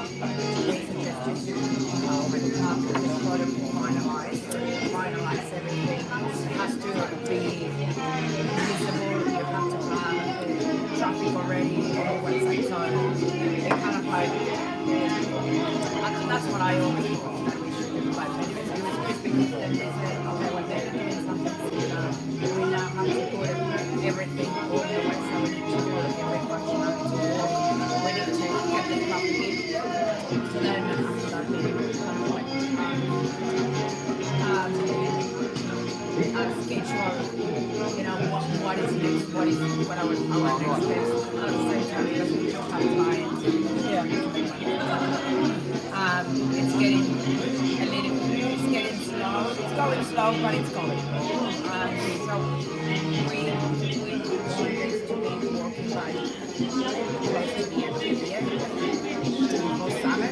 Yeah. But it's not building it and you know, trying to get there. Yes, that's all. Make a decision that we're doing, we're going for it. Yeah. And we just need to test and error, you know. Yeah. We're just doing the best that we can with the money that we have, and well, in the meantime we are onboarding 2 new clients as well, so that's taking quite a bit. Yep. But I'm probably it's constantly learning and I'm absorbing everything, so I've been busy. Yeah. And it's great because when I finish around 5, 6 o'clock at night, about it. Yeah, something that is really, I never could do that since I've been here. It was always like the restaurant and things I had to, you know, I was always working out, my head was always there. Yeah. Now I can actually stop and then start again the next morning and I can't. Yes, there we go. Yeah. I mean, I don't know, I just... Yeah, she's alright. She's probably she's going to the doctor so yeah, on Wednesday. my business partner that is our friend, he's a ball of stress, but the way he is. So I kind of like sorry. No, because she's only 38 weeks. So I just, you know, I listen to give my opinion, but then, you know, I know how he goes on waves. This week, so everything is great, and then this other week, I don't know how they get it, but they just won't let it go. Yeah, so I think I'm kind of like there for that as well. So that takes quite a bit. Well, how many weeks was Fiona with me? I feel that I have to She was always a little bit. 2 weeks early, but But Brad does it as well. I mean, they go for a beer, then Patrick goes. you know, they measure the funders. Yeah. Saying, So no, Brad it's is about like down. but he's a great. Really have a different He's a great person. treasure for that because And he's so smart, but he hasn't been here for so long, you know. He is a catastrophic man, but that's why he plans so much. So they didn't measure everything. We've been working together for a year now. Yeah. So I don't expect them to be. But I love it, I have to say. I kind of it is what it is. Gotta get it out. Gotta get it out. So not having to do that night time hours and day hours. Yeah, I mean, I do Weekends and I do go maybe by the latest I reckon Monday. You know. And I don't mind it because I know the staff, I know the staff. But I figured I don't think she's going to tell us today because they're waiting. And he really needs stuff, but I don't mind doing it, you know, once a week. There's extra money as well, it's good. I help him. But yeah, then I go there and I remember I was like, oh my god, Mum, do you want a cup of tea? I think it's over there. and it wasn't 6 nights, 6 full, I mean, sometimes there were full days, until like 11, 12 o'clock, and I was like, oh my god, well, mental. Yes. Yeah. So yeah, I'm actually enjoying it now. If I go once a week, I'm it's great. Yeah. And you know, I think it's great for donors as well because you give everything. I'm actually happy. I'm fine. I'm not stressed. I really look after people, and that's what this probably needs. Yeah.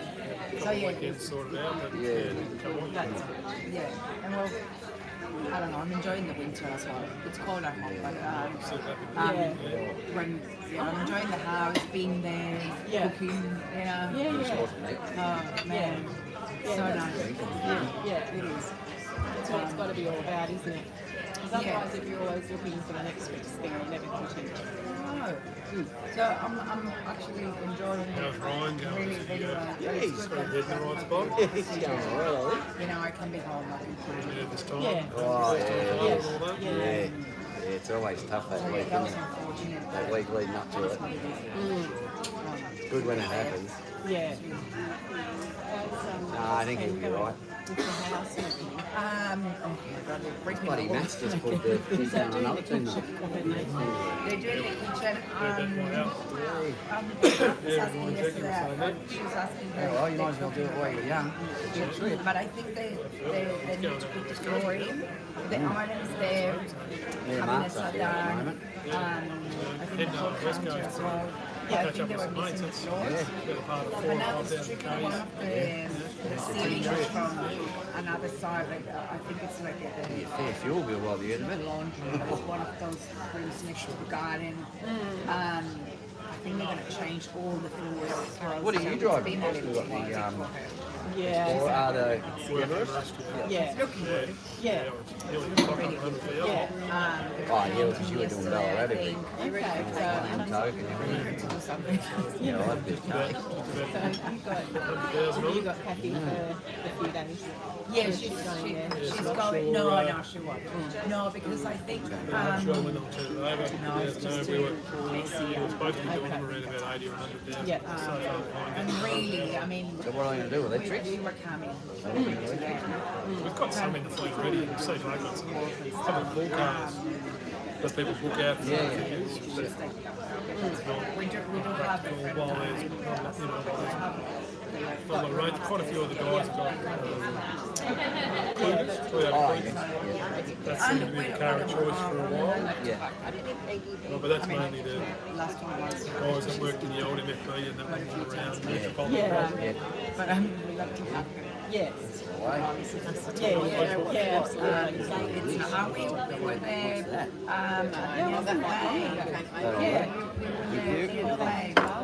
that's an idea. Yeah. We went for Brad's birthday, and it was just When they're going. it was just after he did his knee, and he was in so much pain. Barely clubs walk. are all like that, The night before, he was like, I'm not fucking going, I'm not flying. And I was like, we are flying. I'm not We can wasting get those for the, any cents if you want on the the medium tickets size that we car. bought. Yeah, I probably wouldn't be able to Bigger come cars, out. that's what I'm telling you. So I'm like, we are going. Yeah. So, yeah, we had to Now, I didn't have to have a car it was at the time. because then he could get his How's mum been owner finding her haircut? a breast, Oh. you know, and hats. Yeah. Doesn't love it. That I was watching it the way. Likes Now, parts of it. of course, Yeah. and Nick was around. Yeah, I reckon and, Beck's, you know, yeah. Beck's got a They're a good car. BYD, and she's got the same concept with a plug-in hybrid. I'm happy And that hers, Yeah. but BYD executed the concept better than Mazda. Remember we saw them at Sunshine Coast, wasn't it? They were promoting the BYD.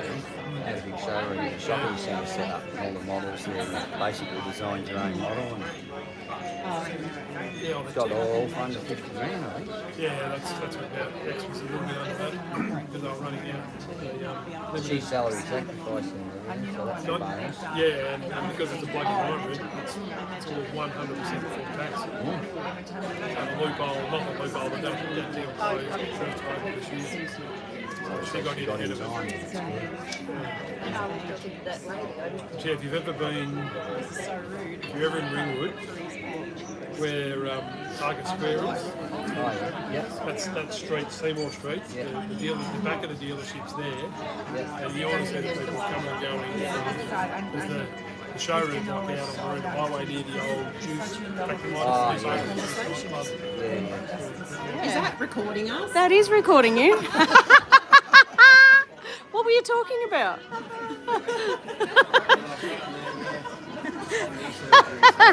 I just said to Jen, I said, is this still recording? Nothing There's a bit busy. Yeah. Are you guys driving back?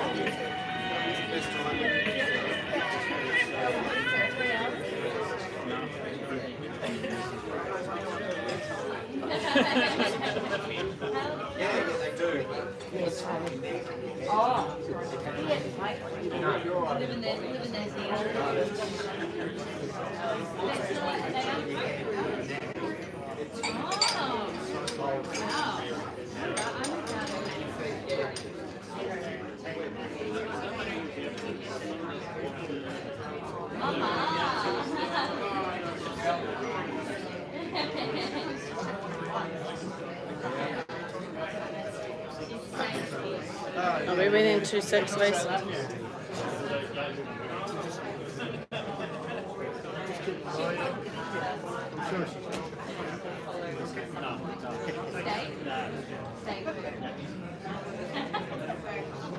You'll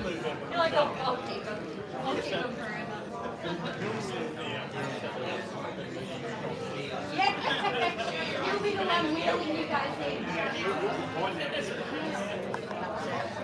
Okay, guys.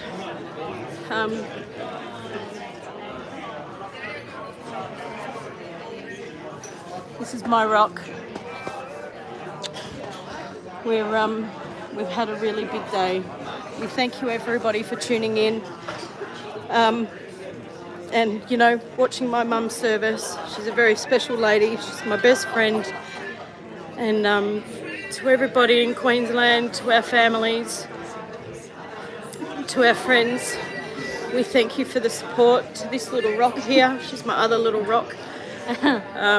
We thank you, and we're going to sign off now as soon as I can work out how to do it. End. Yeah, How do you end? we'll I don't end know how this, to end but it. I really want to thank you all from the bottom of my heart. Thank you for Brent's family, for everything that you I think do Ree's for me. watching. And Maybe Hope. And you've put me off now. Yeah, thank you for I know, right? Thank you for everything, for everyone, and we really appreciate you. And we'll post some photos and stuff of Mum's service soon, and better go and eat something and have some breakfast. All right. Thank you, everybody. Just got to try and work out how to get this off. I'll just turn you around here. Hang on. Just pull down like that.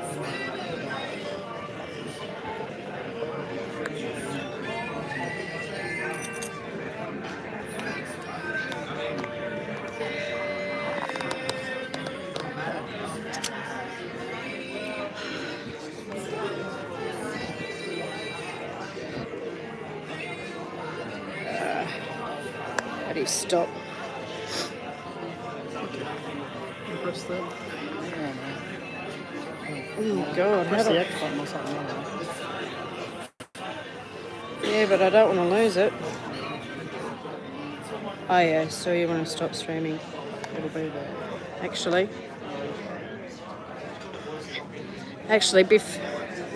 before I go, I'm just going to go around the room and just show you my family and friends. So this is Mum's Carers Group. This is the Maryborough Mental Health Carers Group that my mum was the founding member of. They're all here enjoying their afternoon tea. I'll catch up with them tomorrow. Over there is my beautiful family, my Uncle Donnie, my cousin, my auntie. And there's Aunt. Aunt made those beautiful candles. and my Howard family over here. So that's the Howard family, that's my dad's side. There's Jen and Auntie Kathy and my Uncle Roy. My Uncle Roy and Jackie. They've been together since, I don't know, Jesus was born or something. Are we doing a documentary? Yeah, we're just going around the room. You know what Nan would say? Oh, for God's sake. Oh, turn it off. There's my lovely husband. Turn it off, Vanessa. And my beautiful cousin Brad, who just had knee surgery. Bless his socks. He's ready to go. Alright guys, this is it. I'm going to sign off now and spend some time with everybody. We've got Dad and Damien here today with us. They came on a little road trip down the bush track. I'm hanging in there. It's a really tough day. It's not easy to go through, but you've just got to be strong. Thank you again to everybody for all your love and support. I really appreciate it all, and we'll talk to you soon.